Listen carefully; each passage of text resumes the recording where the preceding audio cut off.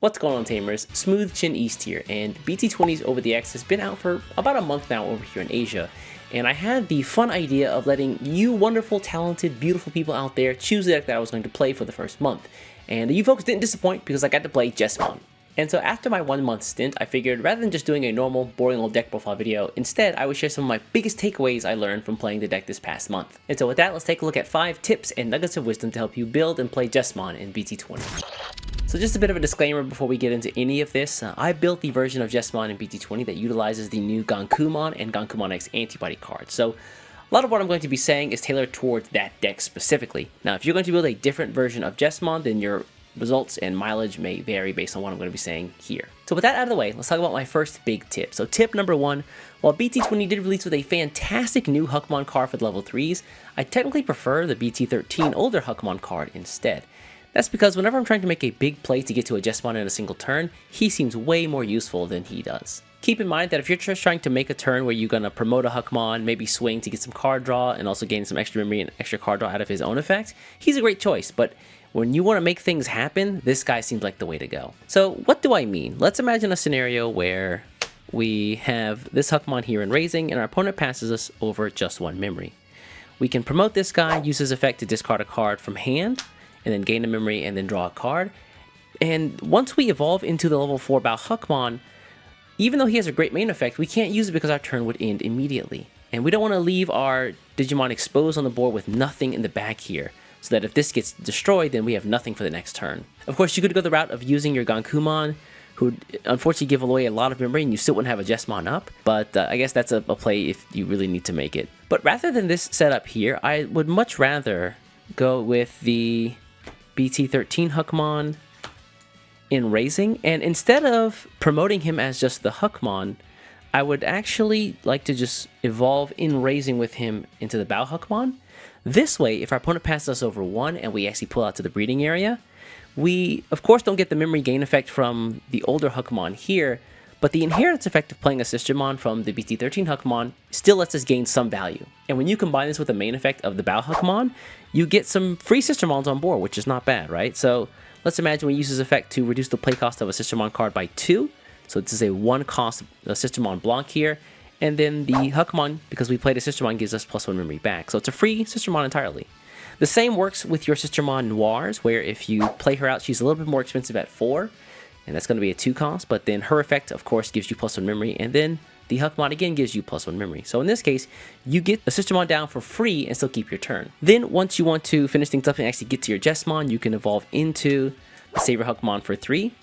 End of turn, you can use his effect to rest your Sistermon, and then you can go directly into a Jesmon card here for free.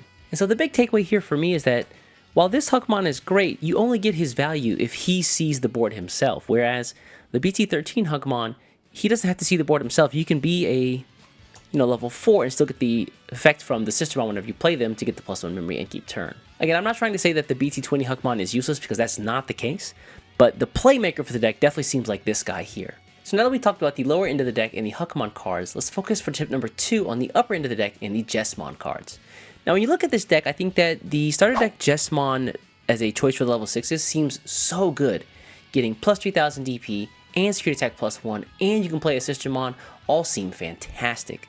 Let me be the first person to tell you though, this is greedy. This is incredibly greedy, because the issue here is that the Sistermon that you play from this Jesmon card have to come from your hand. They cannot come from the trash. And so in a deck where you're already using 1 Sistermon to actually get to your Jesmon using the Bao Huckmon main effect, it's really hard to collect 2. That combined with the fact that the deck tends to mill cards into the trash that you don't actually pick up with a search. And so those 2 things combined means it's really difficult to actually find 2 Sistermon at the same time in your hand. Instead of using the starter deck Jesmon, I think it's actually better to just go into the BT20 Jesmon, who does give you this really nice little token. And honestly, this token does so much, giving you Alliance, gives you technically the +6k or more depending on your inheritance effects here, and Reboot Blocker and Decoy. And if you're still hard up to actually play Sistermon cards, you also have the option of the BT10 Jesmon X antibody, who does let you play Sistermon from your hand or your trash, which means if you've milled one or a Sistermon's been destroyed already in the game, you can replay it and gain the effects. And then if you come from a Jesmon, he's actually 0 cost. So in some cases, if you go into something like a Sistermon Noir here, you're actually going to get memory back. And even though he doesn't give you the security attack +1, he does give all of your Digimon +2000, and he gives you the ability to attack unsuspended opponents' Digimon.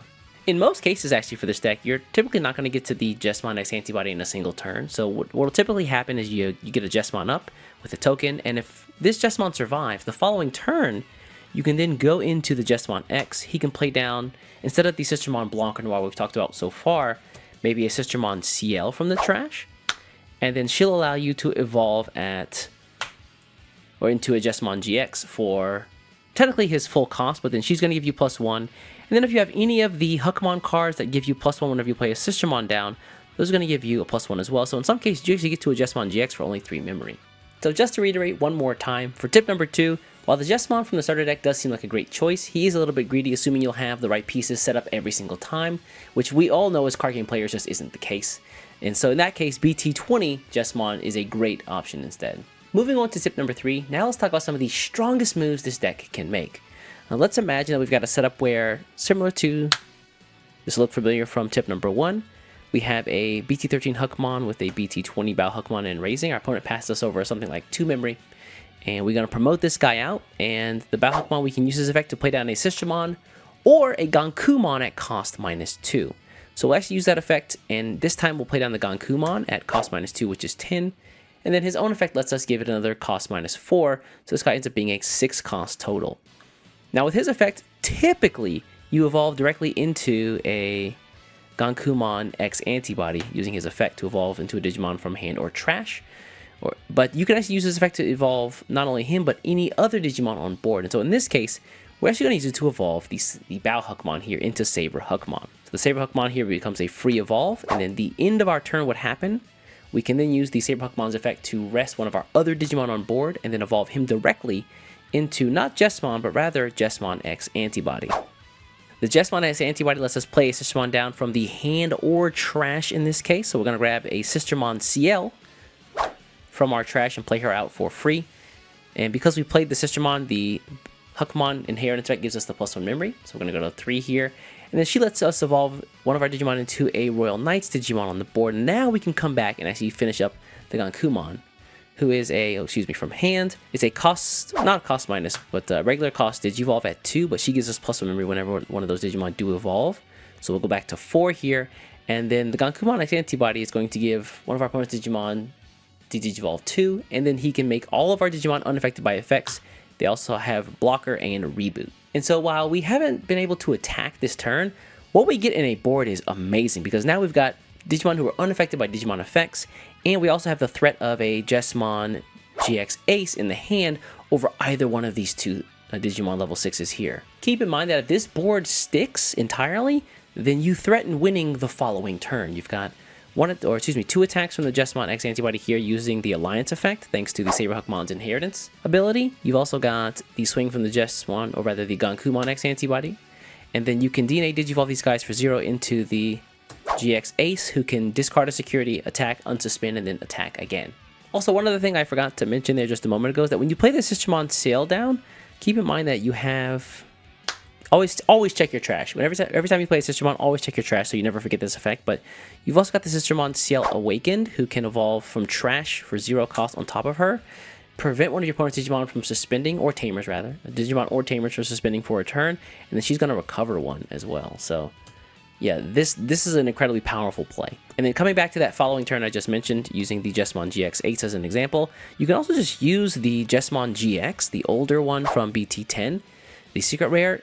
And in his case, you can actually, if you've got the full board here, you can evolve over just the Jesmon, and then you can slot in another Gankumon X antibody from your trash or hand, and then use its own evolve effect to Digivolve an opponent's Digimon 2 stages once again, and then give your entire set of Digimon on board effect immunity from opponent's Digimon's effects, while also swinging for a ton of damage at the same time. And because you've got the Gankumon X antibody in both cases here, your entire board also gets reboot and blocker once again. So yeah, incredibly powerful play. If you can manage to set this up during a game, then you are almost guaranteed to win. There's a couple of options you got to be a little bit wary of, things like Purple Hybrid, but in most cases, this is going to win you a game.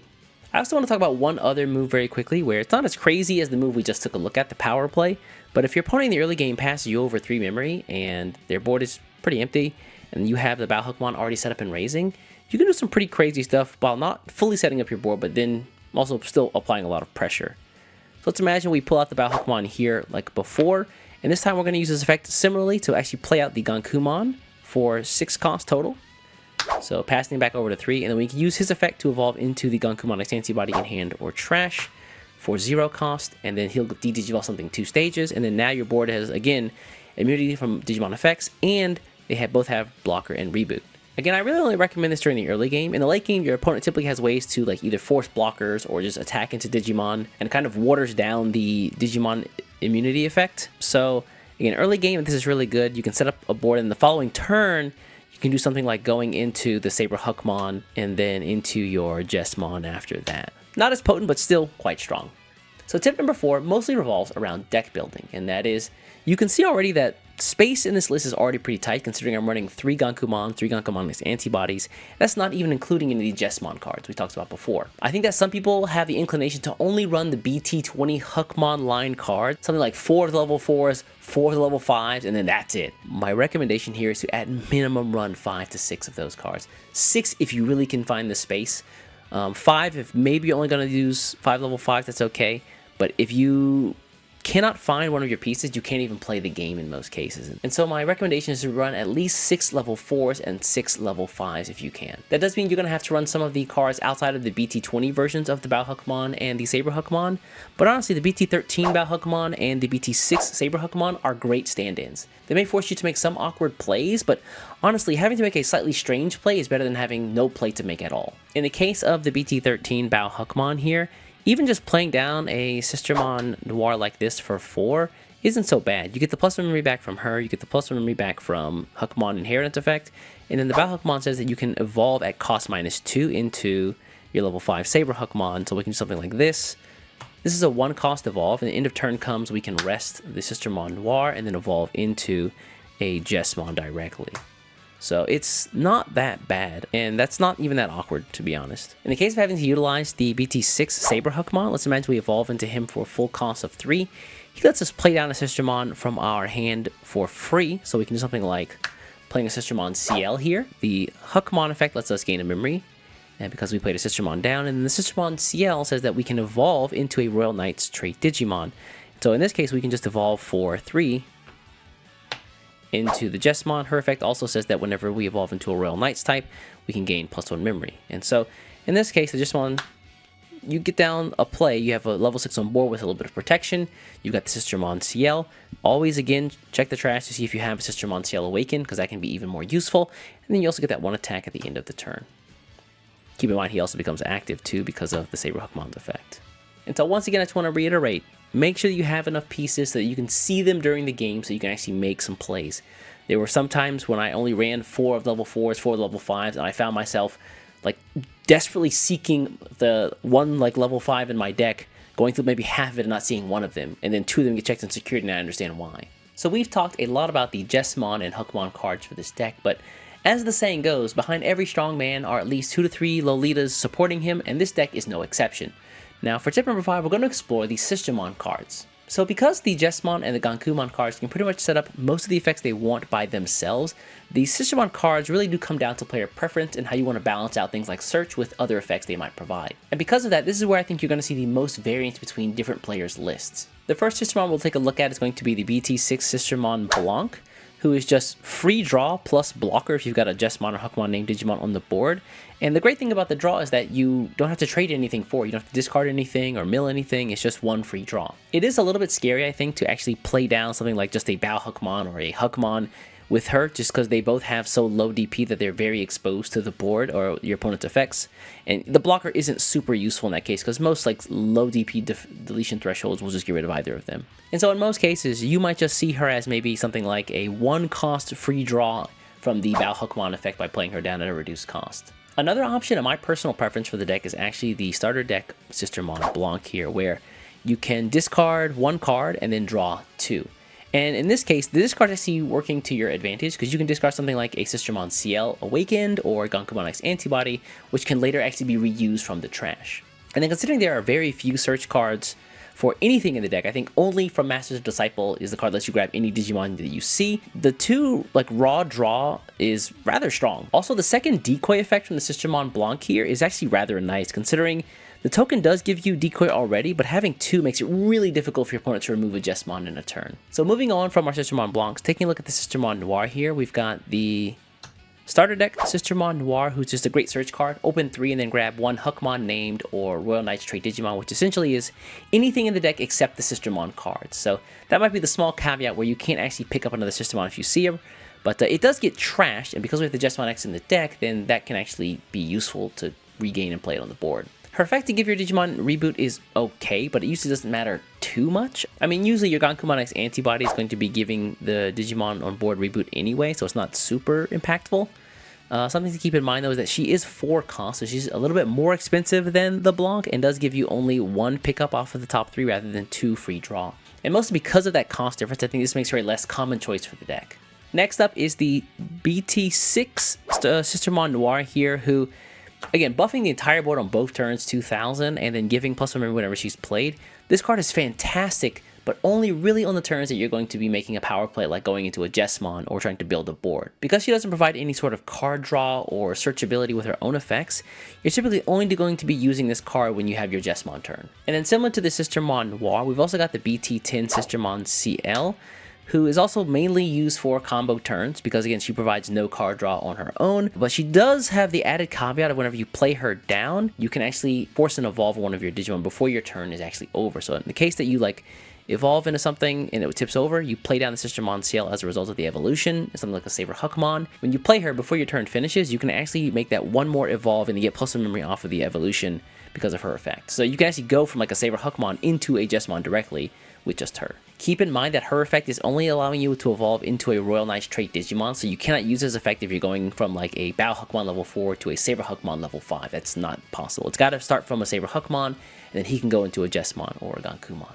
My feeling is that this should be a mandatory card for the deck, considering you can combine it with the Sistermon CL Awakened, who can evolve from trash on top of her immediately, and then you can freeze one of your opponent's Digimon or Tamers, and then you get some card draw off of the evolution, and you can recover. So fantastic little combination between these two. And someone fact check me, but I'm pretty sure that you can also evolve the Sistermon CL Awakened off of the Noirs as well.